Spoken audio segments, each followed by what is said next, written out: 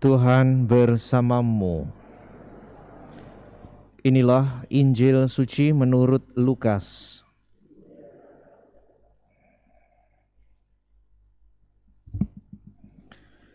Ketika Herodes, raja wilayah Galilea, mendengar segala sesuatu yang terjadi, ia merasa cemas sebab ada orang yang mengatakan bahwa Yohanes telah bangkit dari antara orang mati.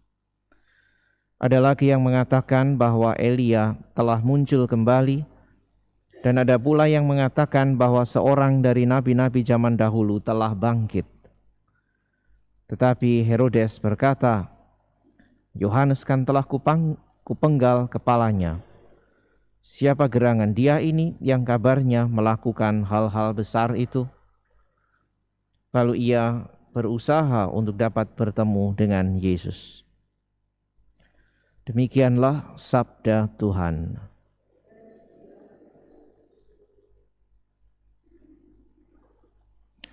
Saudara sekalian yang terkasih, di dalam hati manusia, Allah senantiasa bekerja untuk menunjukkan kebenarannya, untuk membimbing manusia sampai kepada pilihan-pilihan tindakannya yang benar juga. Itulah sebabnya kita mengenal apa yang kita sebut sebagai hati nurani.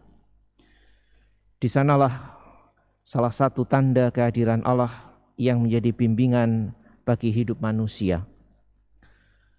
Perasaan Herodes yang tadi digambarkan sebagai kecemasan adalah tanda bekerjanya hati nurani ini.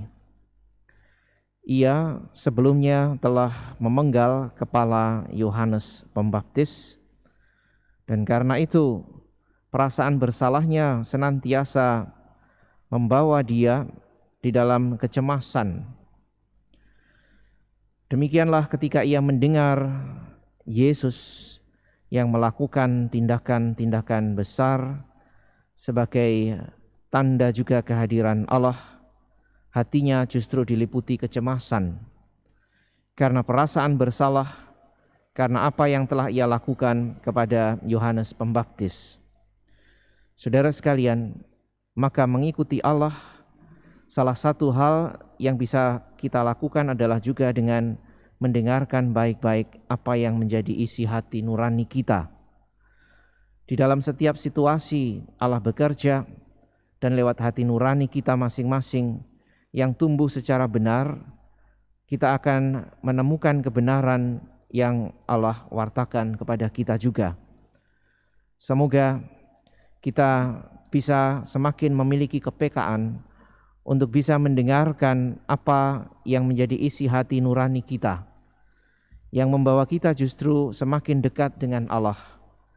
Dan karena itu, setiap pilihan tindakan kita yang didasarkan pada bisikan hati nurani yang benar juga akan membawa kita kepada Allah yang benar.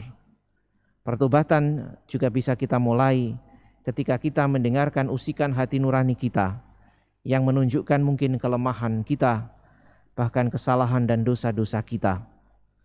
Mengikuti hati nurani maka membawa kita juga untuk semakin membawa pada kehendak Allah yang senantiasa juga dinyatakan kepada kita.